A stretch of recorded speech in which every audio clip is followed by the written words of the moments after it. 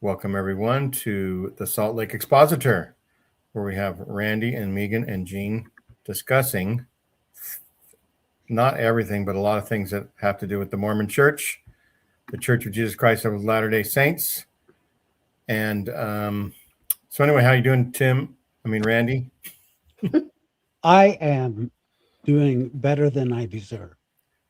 That's right, because last week you had a stiff neck and a concussion the next day or 2 days later. Yeah, I got a little beat up, but I feel great now. Yeah. Luckily, I've avoided the concussion, but I always have a stiff neck. So there you go. And Megan, nice to see you this Sunday afternoon. Good to see you both as well. It's always good to be with you guys, and I'm ready to talk about what's happening out there in Mormon land. Okay, the Salt Lake City Mormon Church shooting is the number one thing to talk about. And Randy, you have something to share to introduce it? Well, I think so. Let's go ahead and just take a quick look at the report.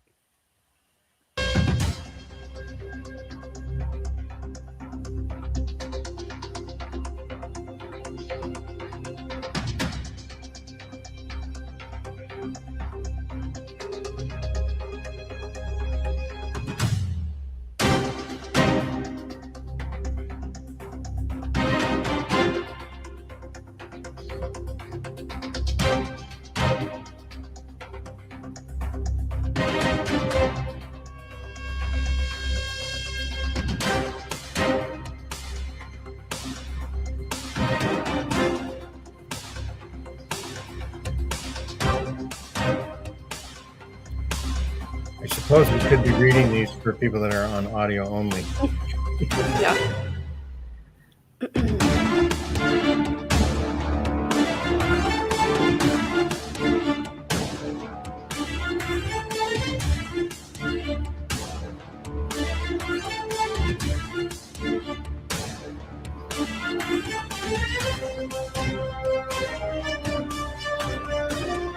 100 law enforcement vehicles and helicopters.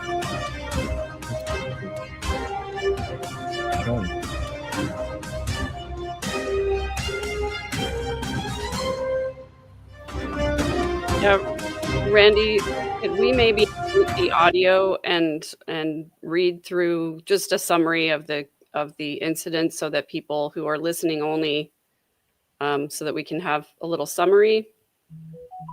Sure. Say that again, please. So turn the sound down on that tab. Oh, okay. And then are you saying rerun it and we'll just read it and talk about it as it's going? Right, either that or I don't know, Randy, if you have a summary of the incident that you can read or I can or whatever works. I just think people who are listening only aren't going to know what's going on. Well, that's a good point. Yeah, so in that YouTube tab, you can. Well, there's pleasant news music to listen to. Yeah. So, right, if you hover right into the picture, there'll be the sound in the bottom left of the. Right. I'm just looking at the summary. Oh, well. Yeah. Okay, I'll just turn the sound down on this.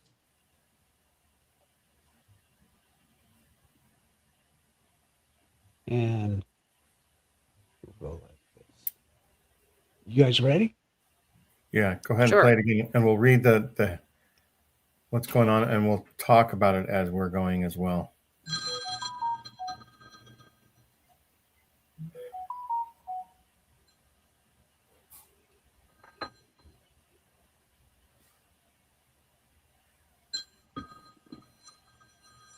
Go ahead, Megan.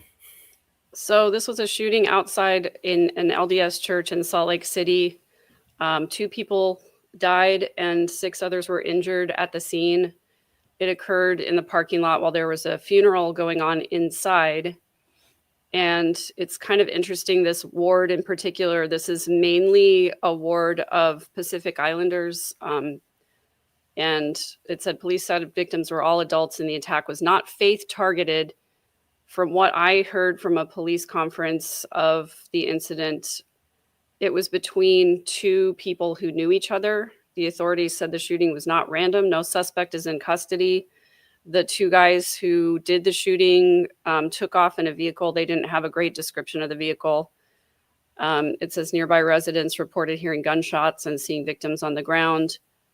Apparently, this particular building houses a ward that a lot of gang members attend.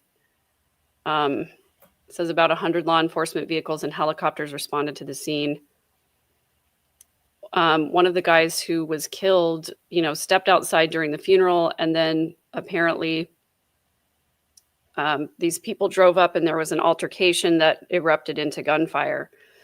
So the church said it's cooperating with police and praying for those affected.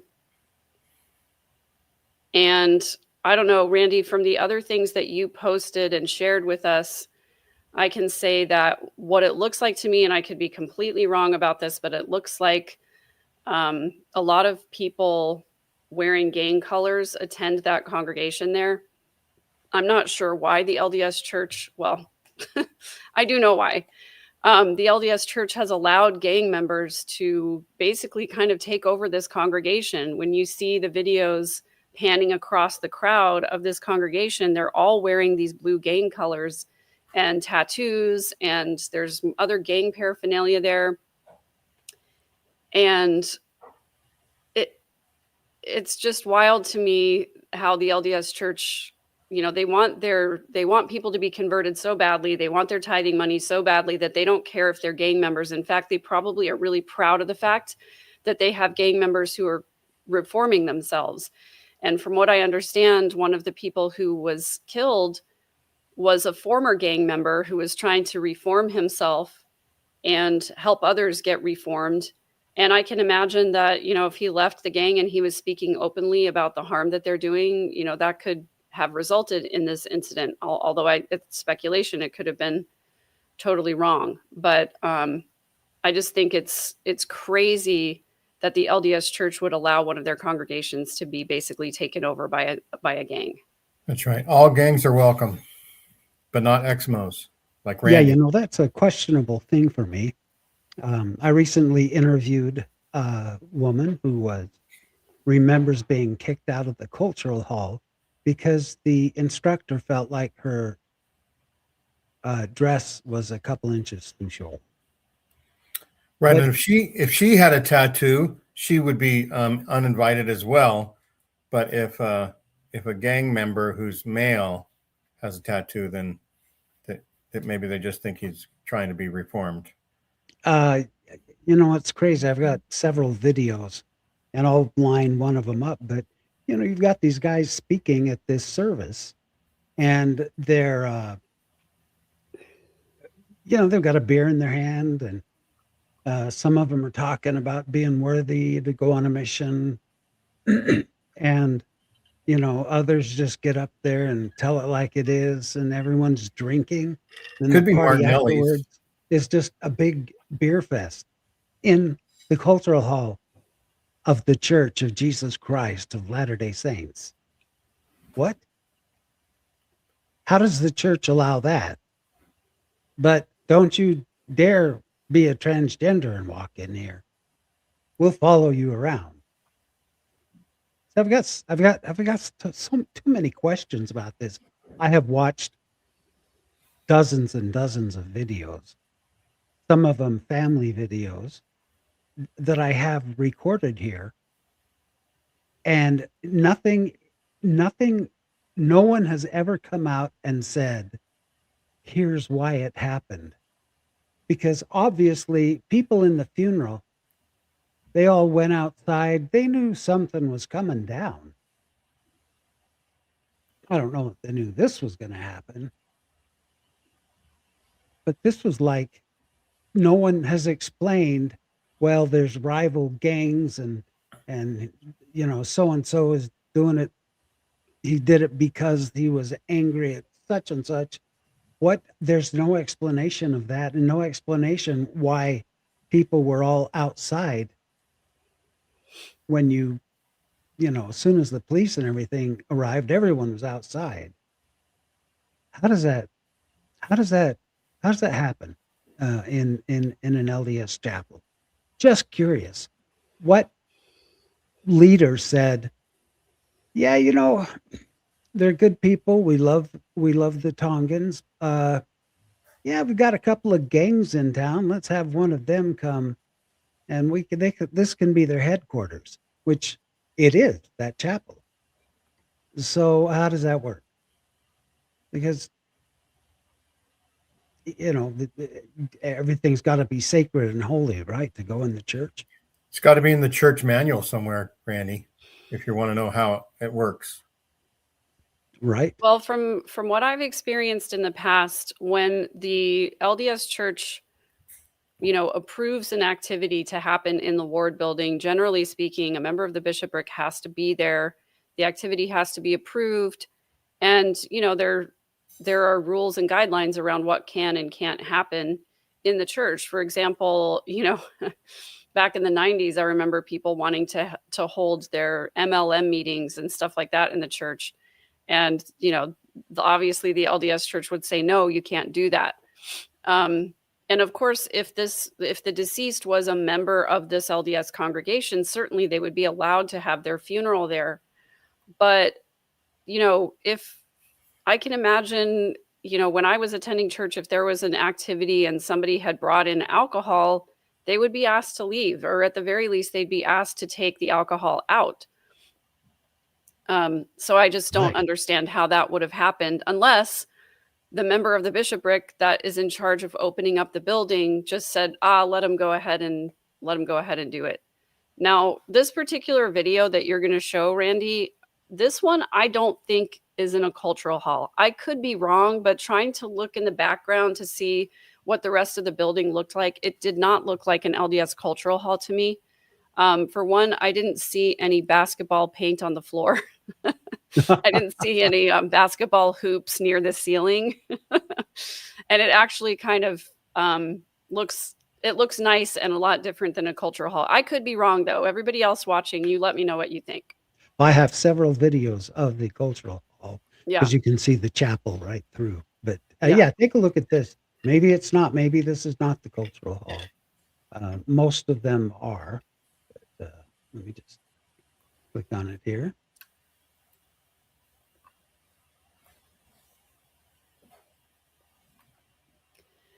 Mormon atheists, that's what I suspected, that if these people were going to church, I hope they were trying to get out of the gangs, and maybe that's why they got shot. That's what I was thinking as well.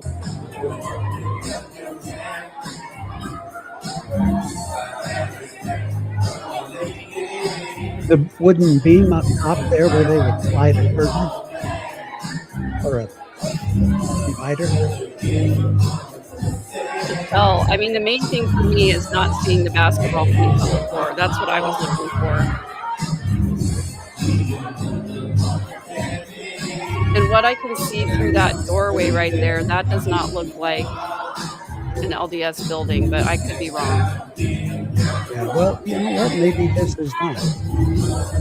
And I can't tell if there's burlap on the walls either. He's a great dancer, though. Yeah, there is no burlap on the wall as well. Well, talk amongst yourselves. I'll pull up another video or two, but that just kind of gives you the feel of the group. And in the cultural hall where I know they were because it was during the service. And You I'll got have to this guy say, standing there with a beer in his hand, bearing his soul, but I can't say testimony.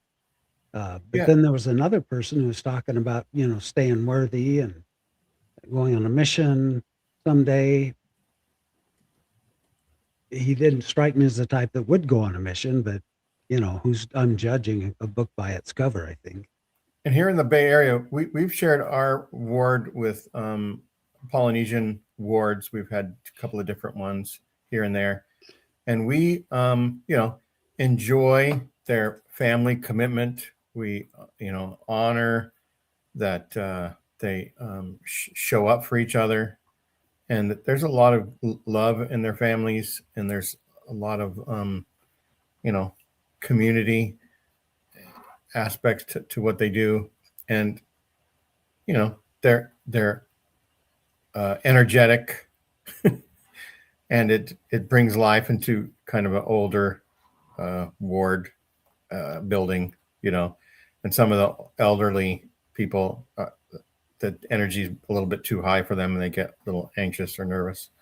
But overall, there's been lots of love and joy shared by them, and food, right? Food is important to them and to myself as well. And so yeah, but at some point you have to limit the extracurricular activities. Well, that's a good point, Gene. They bring a lot to the community. I love the Tongan people.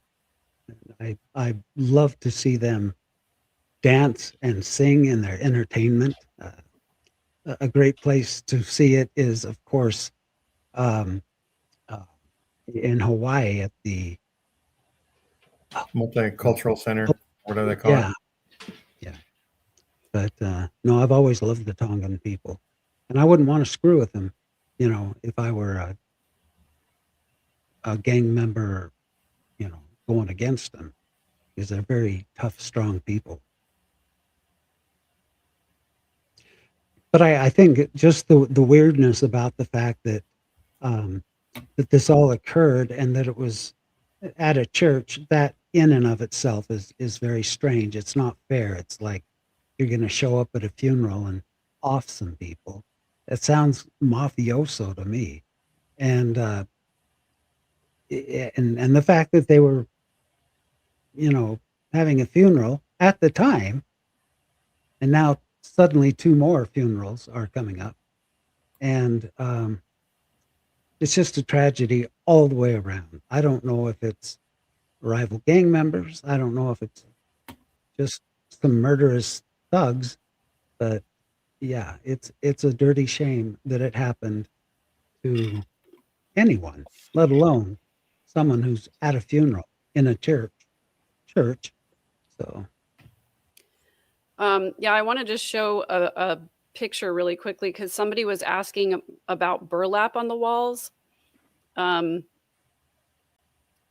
can't put it on the stage since it's not my channel, so Randy, you'll have to share it. But yeah, so this is what a typical LDS cultural hall looks like. Those folding curtains in the back would have opened up to the chapel. You can see on the ceiling the basketball hoop retracts upwards, and then you can see the basketball paint on the floor, and then along the walls, these little panels are covered with burlap, and that's, I think, to kind of deaden the noise or the echo in that part of the building, because sometimes what they'll do is they'll open those curtains at the back when there's a larger event like a stake conference or something, so that they'll line the cultural hall with chairs so that people can sit back there when the chapel itself has overflowed and is full. That'd be funny if the Burlap production company, all the major stockholders were apostles and their families. That'd be just funny. Well, I mean, it's, Gene, probably one of the worst kept secrets in Mormonism that all of the contractors who build buildings and temples for the LDS church are themselves LDS. And in that way, it is very much a closed loop system where, if you're an LDS person in good standing and you own a construction company or a, whatever, you can get contracts to build the LDS buildings. You know what sound I can't stand? If I ever see videos or have to go into a church during a sacrament meeting, is the crying of babies, the chattering of toddlers, the coughing that goes on. It's this steady background noise that is in every single meeting, except if you go to the singles ward. But I know that there are kids playing, and I understand that kids will be kids and you've got to cough and do all, but for some reason during the meeting, when there's a sacred moment going on at the microphone and there's a pause, what you hear, the rumbling, the noise, the coughing, I hate that sound. It's like fingernails on a chalkboard to me. Towards the end, for me, it was like the only sound I liked about church. Yeah, Randy, can't those moms just shut their kids up? What the hell is the matter with them? Well, having raised 4 kids in the church, I totally get it. But I did, we watched our kids carefully. And if they did act up, we had to go outside and have a. Okay, now I sound like a real Grinch. That's right. It's not Baby it's cry not, shaming for Randy it's right now. not the babies crying. That's not because I don't like babies. I don't love babies, but it's, you know what? It's the echoey sound of all of the combination. It's this steady rumble throughout the meeting. It doesn't mean I hate babies. I'm just saying that sound drives me nuts. Hey, you know what? Maybe it's a phobia of mine, baby phobia. There you go, Randy. That just goes to prove that if you have an opinion, somebody doesn't like it somewhere. So you always have to be careful. Well, I always really am. struggled, bringing my 6 children to church by myself all the time. There was no way that I could always keep them quiet, but we always sat in the front, but right next to the exit door, so that, if I had to take one of them out, it was just literally 2 steps away. And a lot of times I would, leave a couple of my older kids sitting there on the bench while I took the younger ones out into the hallway. And I always, it was always a point of stress for me trying to keep them quiet, to the point where there were a couple of times when I just gave up and went home. So I have a lot of compassion for moms who are trying to keep their kids quiet during sacrament meeting. We Jesse attended a has church. message for you. We On the bottom. attended a church in Tempe, Arizona, when I was a little kid, that had the regular chapel, and then up above there was a whole different room that had a big sheet of glass that had chairs and things, but that was for moms or dads with kids. They could go up and sit in there, and it was soundproof. So the congregation was rather quiet because they had somewhere to go. Yeah. Not doing that anymore, I guess. Well, that's pretty rare. I've never actually seen that in any other chapel. I've seen it in the tabernacle, where there's like a tiny room. It's enough for maybe 2 moms and 3 or 4 kids, in the tabernacle on Temple Square. But I haven't seen that in regular congregations, in LDS congregations. There's a room where nursing mothers can go, but there are no windows and you can't see what's going on in the chapel, and they just have a piped in sound so that you can listen to it. But most chapels don't have that kind of a accommodation for people with crying kids. It's the only one I've ever seen. And but it was an old chapel on the campus of BYU, or Arizona State University. Yeah. It was old. So, it's been torn down years ago, but I don't know. I thought that was a brilliant concept. But back to the what else do we know about the shooting? Well, sorry, I was going to say, Randy, one of the videos that you sent was of an individual who actually knew one of the victims, and I found that to be the most educational. So I don't know if you want to play that or if you have access to it. Yeah, I sent it to you on our Expositor channel, right? Yes. Okay. Yeah, talk amongst yourselves. I'll find it. Yeah. So, and I don't know. I think the next day there was a shooting of a policeman in Ogden. Was that related, in South Ogden or something? It was not related, and originally I think Rebecca Biblioteca reported that was also at a church building, but it was not at a church building. It was in South Ogden that a couple was shot at, and when the police arrived, the shooter also shot at police, but it was not happening at an LDS church building. So it was totally unrelated to this incident. And yeah, I do have video on that as well in the news story, but yeah, that was just some kind of domestic violence situation and got out of hand. Chandra D is from Ogden. She says a mile from where that happened. And if you have any info, Chandra, we'd love to hear it, because I couldn't find a whole lot in the news on that yet. I also just want to acknowledge too, Davis brought up in the chat that there was a fire at a Jewish synagogue in Jackson, Mississippi. It's the largest synagogue in Jackson, and basically was burned to the ground, much like the LDS chapel in Michigan that happened a few months ago.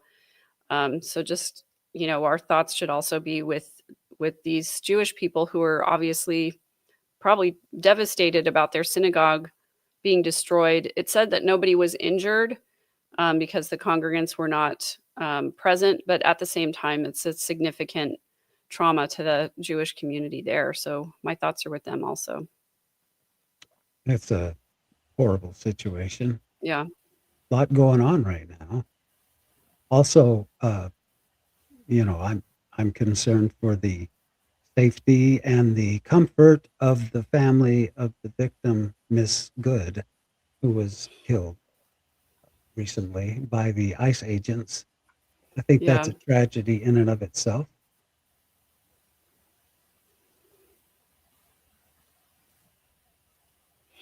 And Tim Rathbone is saying near an apartment building near a chapel. Well, I mean, you can throw a stone and hit a chapel in Ogden, Utah. So, near a chapel, yeah, probably within a couple of blocks of a chapel, just because there's a chapel every couple of blocks.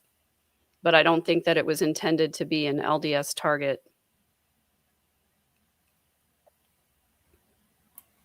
So apparently sometimes when I talk, it sounds robot-y.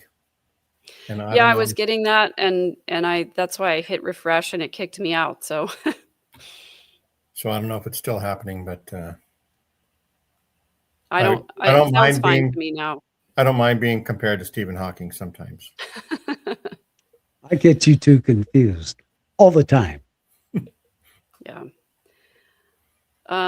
So yeah, I mean, Holly Cram, can we all just get along? I really don't understand why there's so much targeted violence against groups. There was the horrible shooting on Bondi Beach in Australia on the first night of Hanukkah that happened just a short time ago.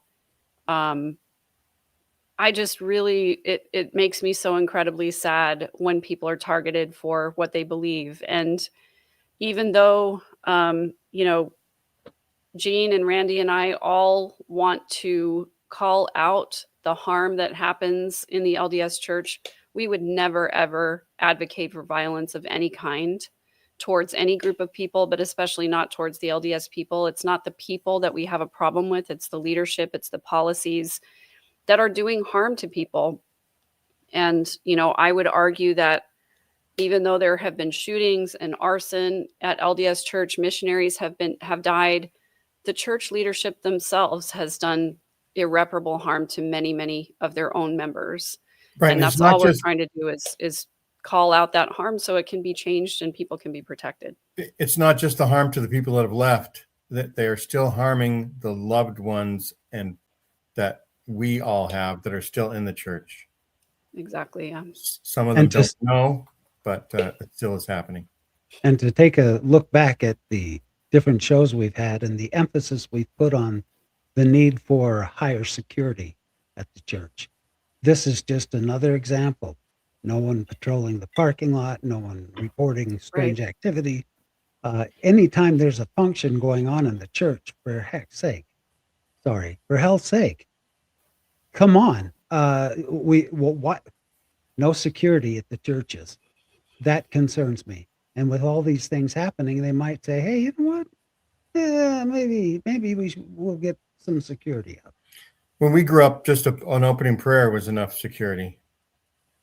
Paying your tithing too. So right, but God wouldn't let outside evil do any harm to people in church. But Megan, was this the one you're talking about? Yes. Okay. Well, if you're ready, I'll go ahead and play this. Please do. I'm not getting the volume. Were very close to me. A shooting occurred in Salt Lake City at a funeral of one of our family members, and two of the ones that were hit were very close to me. Rest in peace, Junior, aka Boney, and my boy Shone Batuve. Shorty Wade was working on trying to become a content creator. We spoke many hours on the phone trying to angle his content in a way for him to help the youth, him to help people in Glendale, Utah that were struggling with gangs and addictions. He had served 12 years and he came out and started a family. And my heart goes out to my boy Junior that I grew up with, the city of Inglewood, California. And my boy Shoni Watuve. Shoni Watuve was a shining light as a social media content creator. Someone that went through the trenches. Someone that was brought up through the trenches. Understood his mistakes and wanted to get back to his community and was gunned down in senseless gang violence. Love, thoughts, and prayers going out to my city of Inglewood and my peoples from there. All the people that were affected by the senseless killing, and also my family and my friends from the city of Glendale, Utah. I spent many, many hours working with Shona Batuve on some of the challenges that the kids in Salt Lake faced.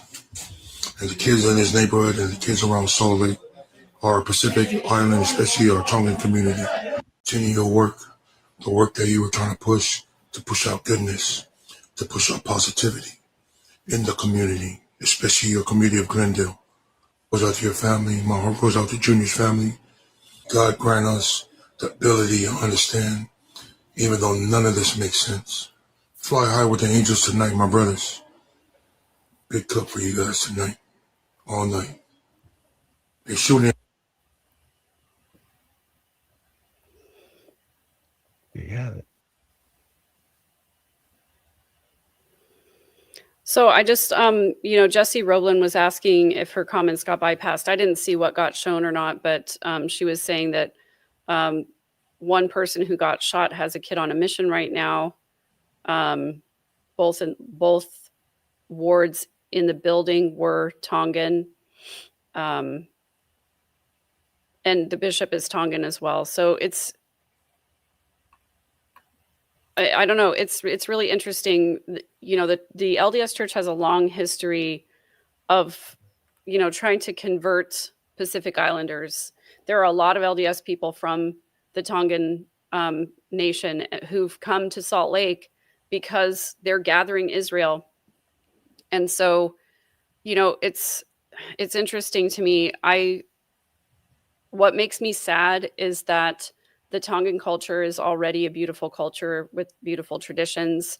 I don't like the idea of LDS missionaries going in and changing all of that, telling them that what they're doing is wrong and telling them that they have to move from their beautiful island nation to freaking Salt Lake City, Utah, which, has its beauties, mountains, whatever. But I just, it reminds me of colonization. And I really, really dislike the idea of taking a culture and whitewashing it in the name of converting people to Christianity when they already have their own spiritual traditions. Anyway, it makes me sad for the Tongan people who are basically told that their traditions are wrong, and also they have darker skin, and so they're going to be harmed by all of the rhetoric in the Book of Mormon about people with darker skin. So it just makes me sad. I have to add this, Megan, that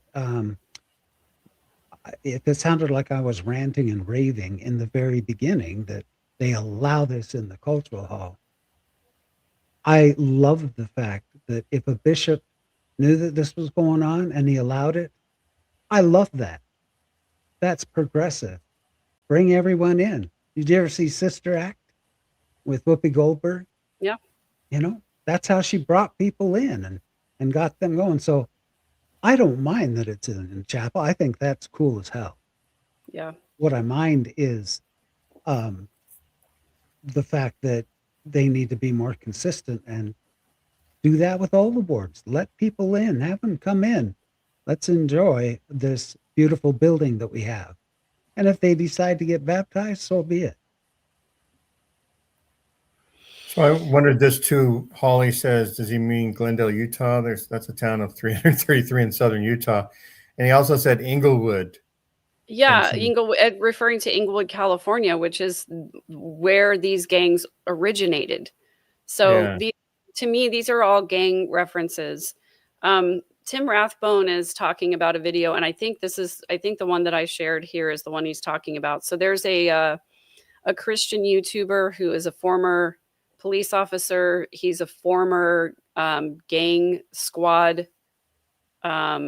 He was on the gang squad, in other words, and he talks a lot about this situation and how basically the gangs took over this congregation.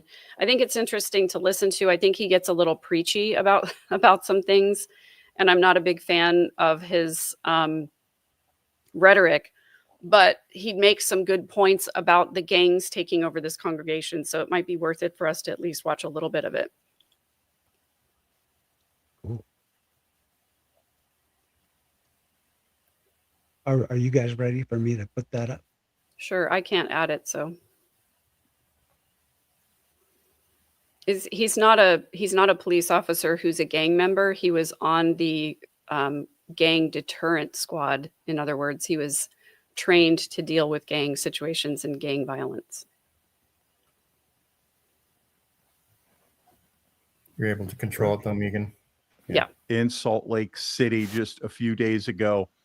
This information. There's the guy standing there with a beer, with a microphone in the cultural hall, and I can tell because of these plastic curtains. I've never seen those in any other place Yeah, other right. than LDS church, an LDS church. So, And even the chairs. This is Yeah. all, that's right out of the Sunday School or Relief Society room. yeah. Information That's comes the- from a reliable source. You can actually check him out yourself. S2 Underground. He is on YouTube and he is on X, formerly known as Twitter. Now, he has provided reliable information in the past, but with all third-party reporting, it should be treated as unconfirmed pending official statements. But I got to tell you, I have seen the chief of police give his statements, and he contradicts himself repeatedly in his statements. And it's obvious to me as a 30-year professional cop, including time as a gang team sergeant investigating gang crimes, that he is absolutely covering up information and not presenting it to the public. A lot of people say he's in with the gangs. He's not. Look, man, he is just a poor public speaker, and he is afraid to tell the truth because it shows that the police have lost control and that they're not doing their job properly. That's all there is to it. But let's get into this new information. Now, according to S2 Underground, the Salt Lake City shooting that occurred during a funeral service was not a random act and not ideologically motivated, which we speculated already, but was a result of ongoing conflict involving the Tongan Crip gangers, TCG. It is one of the more dominant gangs in Utah, and they have been a problem for some time. Now, the reporting claims that while the building is an LDS church, the specific ward has allegedly been used for some time as a community hub for TCG members with visible gang presence during services and events. Now, photo and video evidence from the night of the shooting reportedly shows individuals displaying gang colors, conducting informal security at entry points, wearing face coverings, consuming alcohol, and openly signaling affiliation. Now, this video here purportedly comes from just prior to the shooting. Now, you can see all the gang members surrounding the casket, saying goodbye to their homie, but they are all wearing visible gang colors and gang paraphernalia. The same video that's been posted online, fast forward after the shooting, you can see a notable decrease in gang members because they've either been shot or they're running away from the crime. But there are still gang members present within the church as police respond and deal with the shooting and take statements from the people inside. Now, there are additional claims that include that the services at that location, at that church, are conducted exclusively in the Tongan language, and that the deceased individual whose funeral was being held was allegedly an active Crips member, and that's according to statements attributed to his widow. Now, if this is accurate, the information would further support the assessment that this was a gang-related shooting and not an attack against the LDS Church as a religious institution. It would also raise serious concerns about situational awareness, risk tolerance, and long-term criminal influence over specific location. Now, at this time, law enforcement has not publicly confirmed gang involvement, despite the gang unit reportedly leading the investigation. The two suspects still remain at large. Now, scripture is clear that the church is set apart for worship, repentance, and the teaching of God's word. It's not a place for criminal activity, intimidation, or for the projection of violence. Jesus himself drew a firm line when corruption entered the house of God. In Matthew chapter 21, verse 13, he says, "My house shall be called a house of prayer, but you make it a den of robbers." that rebuke was not about excluding sinners. It was about refusing to allow sin to be normalized or empowered inside the temple. Look here, you have a man wearing gang colors, drinking alcohol on the stage in front of everybody in what is supposed to be a church. Now, the Bible makes a clear distinction between welcoming those who seek repentance and tolerating behavior that brings harm to others. In 1 Corinthians. Okay, so I'm just going to stop it there because, he goes on to talk about the idea that, as a Christian person, and when he was a pastor, he would welcome gang members into his congregation. But if they were wearing gang colors, he would tell them, you have to leave that outside because you're practicing idolatry. You're worshiping the gang rather than bringing this into the church. But I just want to say it's a little bit ironic that he's talking about, tolerating behavior that causes harm to others. And if there is anything that the LDS Church does, it is tolerating behavior that causes harm to others. I don't know if you guys agree with me on that. Right. That's what really stood out to me in that video. You have a weekly report that's going to address that very behavior. And I'll also say gang colors. I was about to say go BYU during that. I mean, but there's also Utah, University of Utah is red. So red and blue are pretty much gang colors in a lot of different places. And that's exactly what they experience during sports seasons. I wanted to ask you, Gene, and you, Miss Megan, if you, in your opinion, is there a liability on the part of the Church of Jesus Christ of Latter-day Saints? Well, there should be. In my opinion, if they're allowing known gang members to worship in their congregations and to hold, and as Jesse Roblin is pointing out, this was a viewing. The funeral was supposed to be in LA where the person, the deceased, was from. And thank you for all the information you're putting there in the chat, Jesse. I appreciate that. But yeah, if the LDS Church is allowing gang members to worship in their congregation and there's a large collection of them, that's a huge liability, especially if they're allowing them to dress in gang clothing and consume alcohol on LDS Church property. And there is a GoFundMe for one of the young men who was shot in this incident.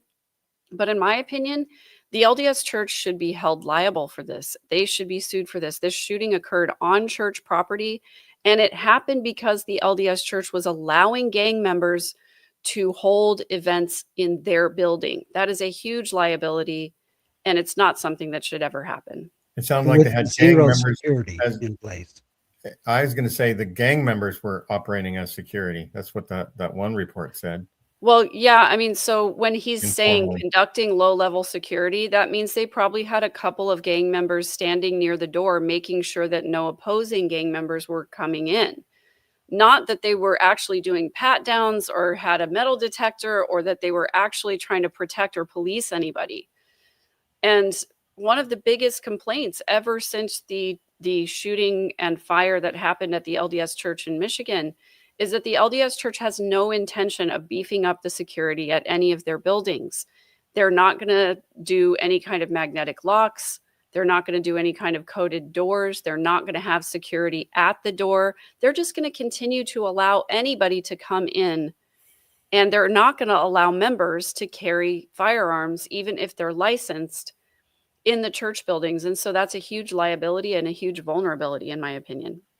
Mayflower Kid, they might not do it out of the goodness of paying reparating to victims, but if the victims sue them, they might pay off in order for them to keep quiet. Yep. Well, this is a great segue into a different story if you're ready. But what Megan was it you that said you wanted to update the case with the boy that got his foot cut off? Oh, yeah, but I don't have that one up. So give me just a second. Sure. Yeah. If you want just to as an talk info, about this for 1 second, Just Call Me Kim had a question about if anybody got arrested or if there were multiple shooters. Do you guys know the answer to that?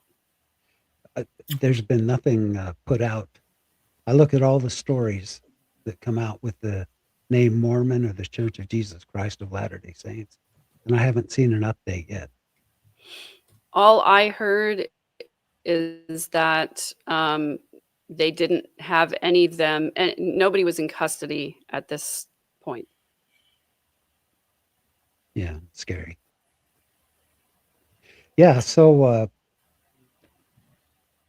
Refresh everybody, Randy, with what the boating accident was. sure. If you don't know the story, just briefly, there was an activity.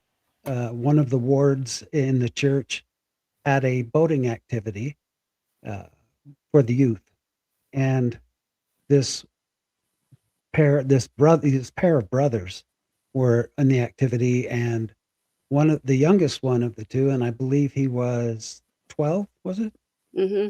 Jumped in, and he was in the water, and the anchor was down, and his foot, the rope actually wrapped around his foot when they were placing it down, and one of the young ladies that was driving a boat for some reason accelerated rapidly, and that pulled the rope, and the boy's uh, foot was amputated at the ankle.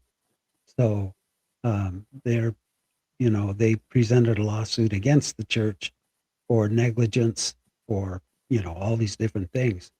And if, in my opinion, if I were the church, I would pay that instantly with an apology and say, hey, we know the young girl wasn't instructed on this. And yeah, it's going to come out that they had no safety instruction and blah, blah, blah. I know working at Disney, if that happened at Disney, Disney would pay to have a robotic foot placed on that guy because they would instantly take care of it, keep it out of the press, make sure they're happy. And they would include new training and procedures, right? Yeah, For implement things, more safety. procedures. Yeah, exactly. That's right. So somehow Megan got kicked out of the studio again, and it wasn't me. Although we are running this on Randy's channel, and as you can see, it's from the depths of hell. I kicked her out. You did, I because said, you were getting rid of the one thing. yeah, I said, absolutely not. Did you just commit Harry Carey? If Megan, if you don't want me in the show, just say that. None of us touched Right. anything. Megan has been to hell and back now. It's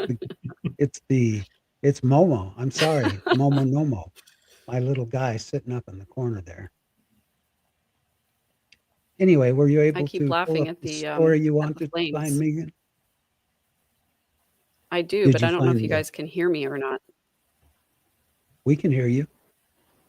Okay. Yeah, so I pulled it up, but you'll have to share it. I don't have the controls on that one. You got it? Okay. So that was a good summary, Randy, of the case that these two kids were at a boating activity, and this unfortunate incident happened where this 12-year-old boy lost his foot, and his 14-year-old brother, so they were 12 and 14 at the time, had to actually perform life-saving measures on his own brother, which I imagine was incredibly traumatic.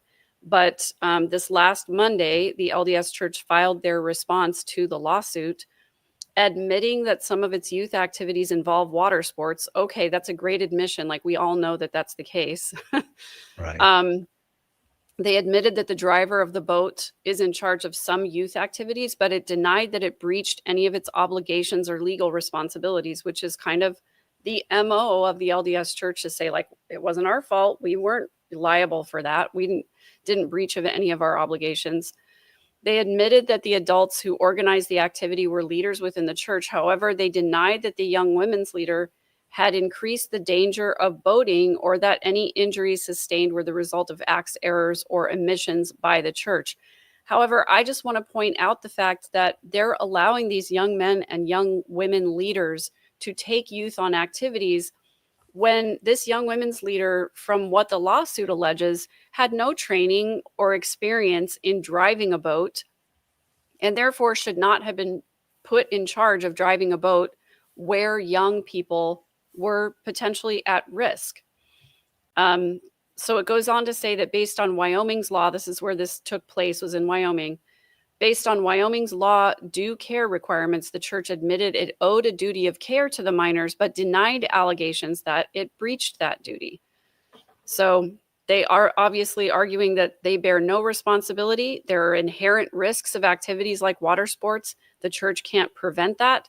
They also argued that the plaintiff's claims were barred by the volunteer immunity doctrine, which provides certain protections to individuals acting as volunteers. And it said, quote, the injuries are the result of a rare and unforeseen accident that happened in the absence of negligence or lack of due care by the defendant.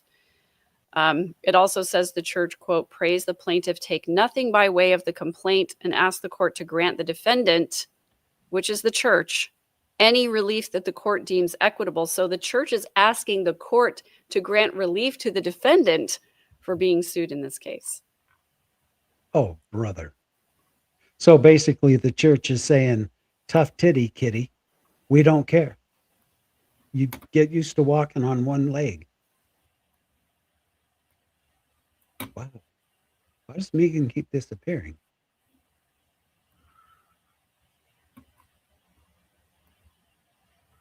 And the church might say, you know, it doesn't really matter if he's missing a leg now. It'll be restored in heaven. Right. It's just ridiculous. Maybe they can donate all their money now to the poor and it'll be restored in heaven as well. That may be a hardship on that family financially for the rest of their lives. And definitely, can you imagine the effects of seeing your brother's foot amputated and having to help to save his life?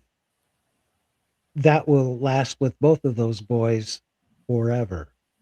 And why? Because some girl who was untrained on a boat decides to accelerate and go. And it'll probably affect her forever too. So the Mormon atheist has a point here. In most places, you don't need a license to drive a boat. In most places, you can even rent a boat if you just have a driver's license. And so, therefore, it's questionable as to, whether there was liability. You don't need experience at all. It's totally legal. Yes, that's all true, which would have been fine if it was her own children. But she was acting in the capacity as a leader, as a youth leader at a church activity. And if you're in charge of other people's children, there is a duty of care there. Of course, the church denies that they were negligent in that duty of care of this child. However, look, it's like you say, Randy, if this happened on Disney property and a Disney employee were in charge, or whatever, the Disney would buy a new foot for this kid, get him a robotic foot, take care of his medical expenses, all of that's the right thing to do. The right thing to do is if an activity happens on your property or while somebody's in the care of one of your participants, you should take care of them. That's the right thing to do. And the church certainly has the resources to do that. But God, it's like prying the fingers off of a money bag that belonged to Ebenezer Scrooge, Right. And I agree. Mayflower Kid says the girl driving the boat is a victim too. Yeah, because she's asked to be put in charge of one of these youth activities, given no training on how to drive a boat, and then she's held responsible for this stuff. Like, that's traumatic for her as well. I can't imagine how she must be feeling to be responsible for a kid losing his foot. That's awful. The church should be paying for therapy for all of these people. I have no doubt that the church will bend the responsibility onto that girl driving the boat. They'll say, well, it's not our liability, but this girl is the one that should be sued, which is not, I'm not speaking in my opinion. I'm saying what I could see the church saying. Yeah. They deny all responsibility, and they do it in the name of the almighty dollar. Yeah, and you can leave the boat, but you can't leave it alone. And as Trevor's pointing out, the church wants their legal fees paid by the family, which is absolutely ridiculous and unconscionable in my opinion. Amen. Yes, it's really difficult to listen to things when a religion or any organization that professes goodness acts in a way that is anything but. Well, what would Jesus do? You know, wear one of those bands, WWJD. What would Jesus, Christ do? Well, he'd heal the Jesus, foot back on there. Jesus must have been a hell of a money launderer. That's all I'll say. Because the I'm church just is saying patterning that themselves after him. there is nothing Christ-like about the church putting this on the family and making them pay the medical bills instead Yeah, of taking care of it. remember how there was an LDS church leader who told us that if we didn't like the policies that the church was putting out, instead of saying the church, that we should say Jesus instead. I don't like Well, Jesus's a man policy. said it, I think. Who was it? One of the 70. I can't remember his name. Yeah. Tim Rathbone should remember it, but he's old, so I don't know. Yeah, so I just would like to say I don't like the way that Jesus is treating this kid who lost his foot. And I think that Jesus should, you know, number one, heal the kid and get his foot to come back. And number two, they should take care of the family. So I don't like the way the church is handling this, but the church has told us to act as though it's Jesus who is doing all of these things. So can you imagine, if a family came to Jesus and said, look, while we were, worshiping at the synagogue, a rock fell and, lamed my son and his foot was destroyed. Jesus would say, you know what, that's really not my fault. And, you've bothered me from taking my time away from preaching. So I think you should compensate me for that time that I've taken away from preaching to answer your complaint. Yeah, it's very Christ-like. Unbe freaking believable. And then this isn't the first time, I'm sure, and it sure as hell won't be the last time. But this is just an example of the greed by the church, the greed and the attraction to the almighty dollar.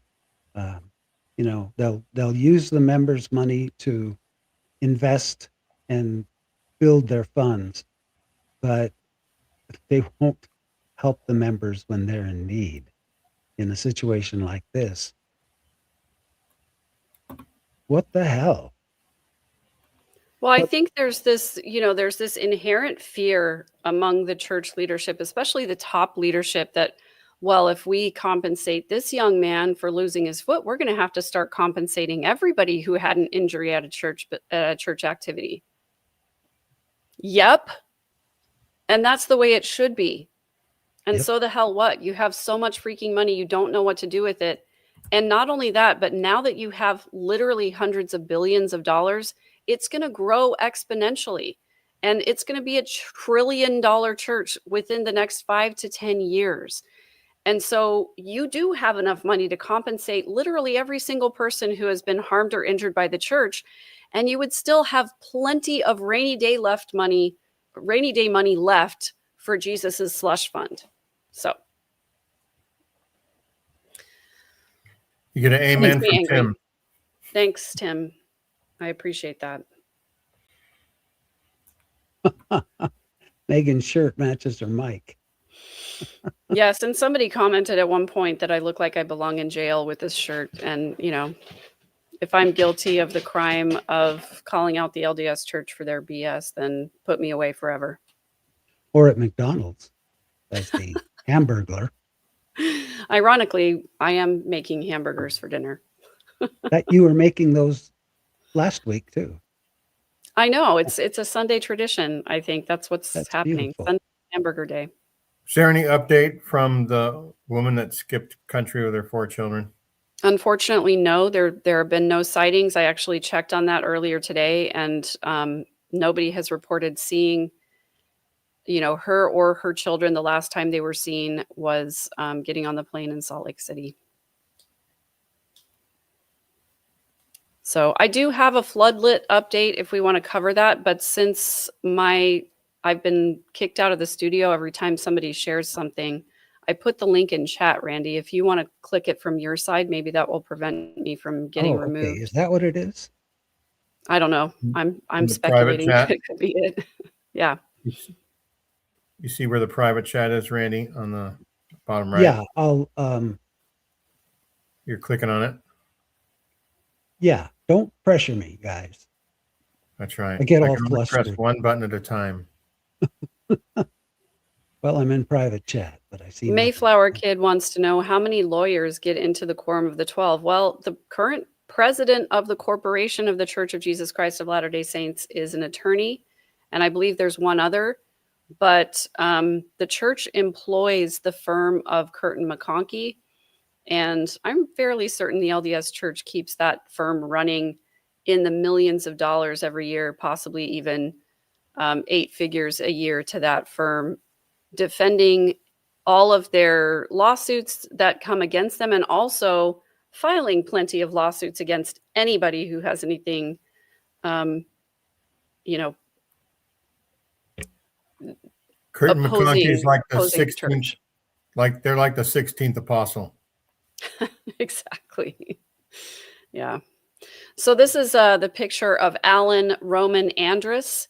He was a former Mormon bishop in Placerville, California. He was a bishop from at least 2005 to 2007 in the El Dorado Hills ward of the El Dorado stake. And in 2020, he was arrested and accused of drugging and SAing a woman in 2019. He was found guilty by a jury in last year, 2025, of one misdemeanor count of simple battery. And it's just wild to me that that's the only charge he's convicted of if he's accused of drugging someone and essaying them. But anyway, It's far there from is a- simple. It's very complicated. yeah. There is also a civil lawsuit against him that is ongoing, but he's awaiting sentencing as far as I'm aware. But this again just came out on January 8th of this year, and it seems like a week cannot go by when we have something like this happen. And here's a particularly horrible quote from a phone call that was recorded by the alleged victim. It says, "You know what's great is I can't wait until the Ambien kicks in, because then you do what I say. If I say you dance with a pencil, you're going to dance with a pencil. It would be like if someone spiked your drink, you didn't know you were drinking alcohol, so there's no sin." I thought you were going to say, I can't wait for the sacrament because then there's no sin as well. Crazy. Yeah, so he was found guilty of misdemeanor simple battery. He was acquitted of the felony charges brought against him, which is kind of gross to me. Anyway. That's right. And for the people in California, we pronounce that Placerville because placer has something to do with the gold rush. Got it. Sorry about that mispronunciation there.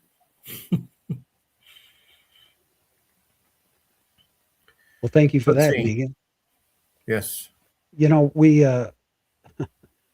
it's sad, but every week we have to take our choice or make our choice of what SA case we want to present, because there's multiple coming down on a weekly basis. And, the problem is completely out of hand. And I don't know if any steps are being taken by the church. Do you two know of any improvements that are made? Have they implemented anything to start vetting the leaders, teaching, training?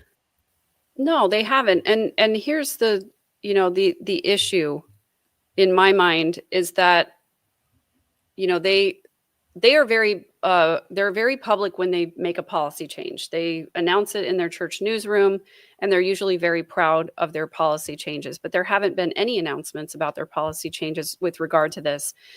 And the LDS Church, as we know, has virtually unlimited resources, but they refuse to implement even the most basic policies that would protect children and other people from being abused by their leaders and their members.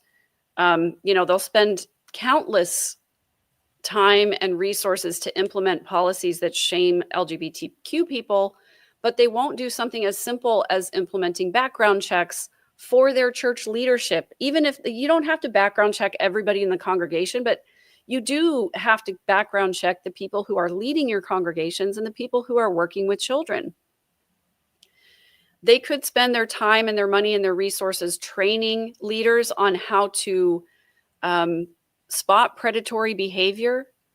They could make all of their volunteers mandated reporters, but instead they'd rather spend money defending themselves in court against victims when they bring these civil suits against the church, trying to hold them accountable. So they make it very clear what their priorities are by who they sue and who they defend themselves against, and by, the tiny amount of claims that they do pay out. When they think that a court case is going to get to the discovery phase, then they make an offer to pay off these victims because they don't ever want to get to discovery, because that would be incredibly damaging to the church. What if they had calling, and in that calling they put, let's say, someone who's responsible and knowledgeable and dependable to teach every time someone's called. The very first Sunday, they are taught by this woman the basics of teaching, the basics of proper behavior around children, what to do, what not to do, and just have this lesson for every teacher, so that's the beginning, and let them know, hey, we're watching you, we're keeping an eye on you.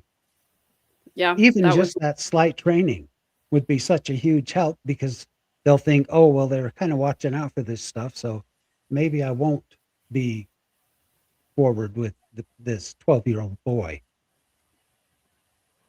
Just a thought. or at least they would, they would maybe pick a different congregation or something where they knew they weren't being watched. But Hallie Cram 9631 is asking, what about the background checks in the UK? Well, the UK as a nation has made it mandatory for religious institutions to conduct background checks. So in any place where the LDS Church is legally obligated to do these things, they will do it. And in many states, clergy are mandated reporters, but not in every state in the United States. What I'm saying is that regardless of what the law is, the LDS Church should make this a policy within their church worldwide, because that's what would protect children the most. But instead, they only do it where they're obligated to do it, because it takes time and resources. It'd be funny if, due to transparency or some sort of discovery, it was found out that there was a memo where they cite part of their ongoing security is allowing apostates to leave, because the apostates are the troublemakers. They're the ones that do all the bad things. They never believed anyway. They never had a testimony. And so as those people leave, the church gets better and better. Well, they also believe that they have the power of discernment. So they think that, the bishop, when the bishop is calling somebody to preside over the youth organization, they think the bishop has discernment and can tell if that person is going to harm youth. But that is obviously not the case, due to the fact that it happens all the time. DSA in the LDS Church is far more rampant than it was in the Catholic Church when that scandal broke.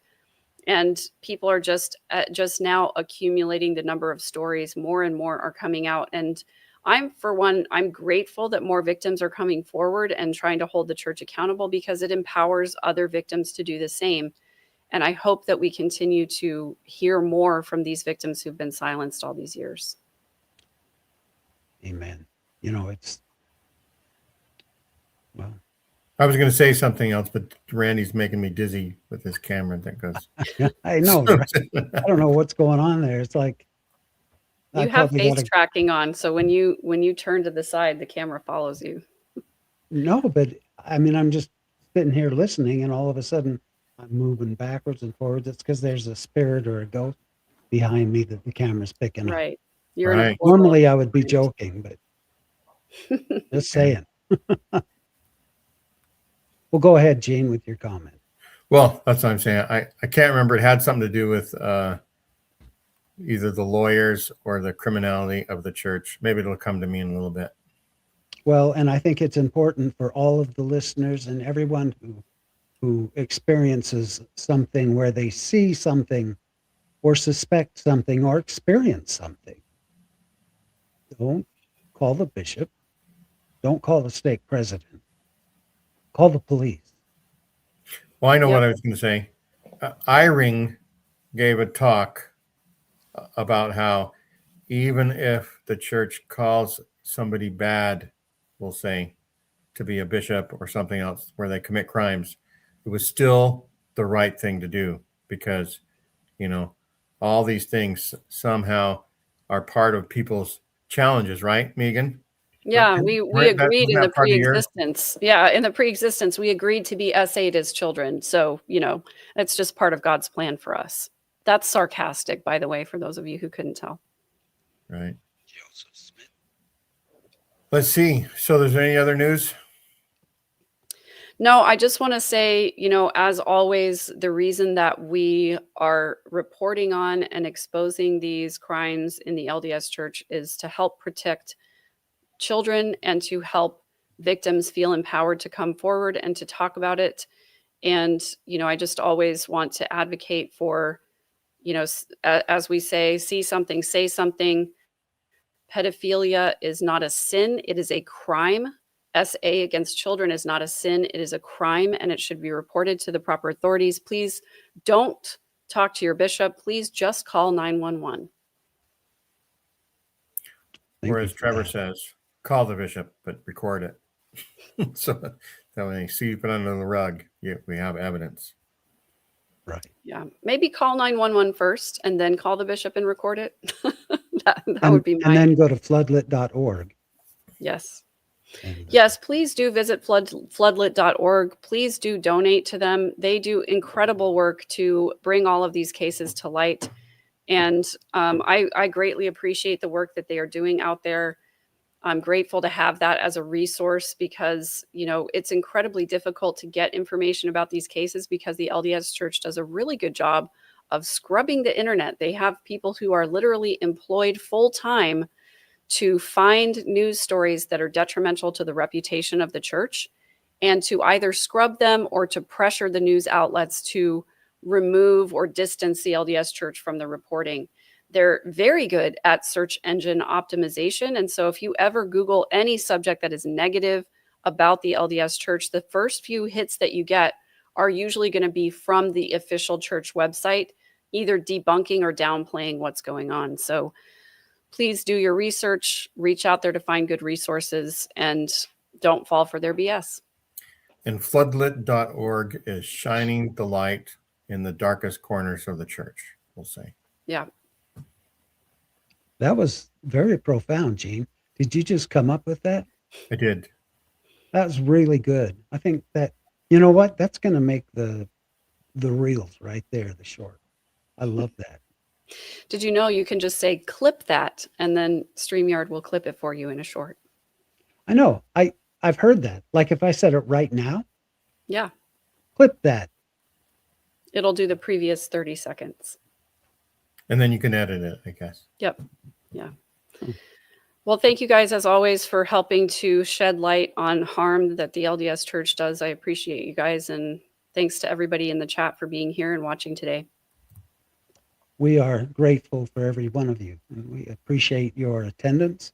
We'd love it if you'd share this video with anyone who may ever come in contact with,